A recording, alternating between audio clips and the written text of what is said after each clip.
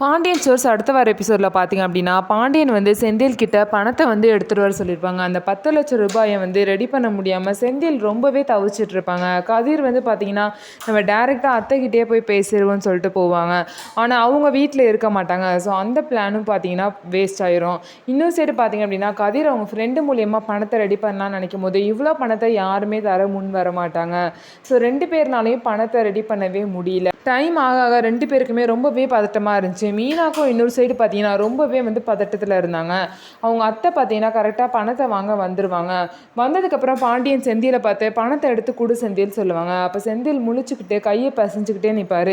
உடனே பார்த்தீங்கன்னா கோமதி வந்து செந்தில் கிட்ட எங்கடா பணம்னு கேட்கவும், பணம் இல்லைம்மா அப்படின்னு சொல்லிட்டு செந்தில் வந்து சொல்லிடுவாங்க. உடனே பாண்டியன் பார்த்தீங்கன்னா ரொம்பவே வந்து கோபமாகவும் பதட்டமாகவும் ஆயிடுவாங்க.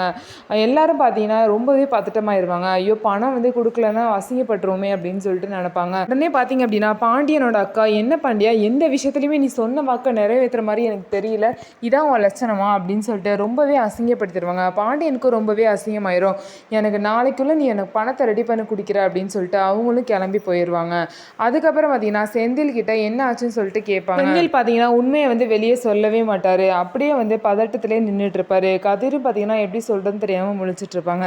மீனா பார்த்தீங்கன்னா அந்த நேரத்தில் பணத்தை வந்து இந்த மாதிரி எங்கள் அப்பாட்ட கொடுத்துட்டாங்க மாமா வேலைக்கு அப்படின்னு சொல்லிட்டு எல்லா உண்மையும் போட்டு உடச்சிருவாங்க. உடனே பாண்டியனுக்கு ரொம்பவே ஷாக் ஆயிரும். இந்த மாதிரி வேலையெல்லாம் செந்தில் பண்ணான்னு நினைக்கும் போது ரொம்பவே வந்து மனசு உடைஞ்சு போயிடுவார் பாண்டியன். இதுக்கப்புறம் பாண்டியன் வந்து என்ன முடிவெடுக்க போகிறாரு, அந்த பணம் கடைசியில் எப்படி தான் வரப்போகுது அப்படிங்கிறத நம்ம பொறுத்திருந்து பார்க்கலாம். நம்ம வீடியோ உங்களுக்கு பிடிச்சிருந்தா நம்ம வீடியோவை லைக் பண்ணிக்கோங்க. அதுக்கப்புறம் மறக்காமல் நம்மளோட சேனலை சப்ஸ்கிரைப் பண்ணிவிட்டு பாருங்கள்.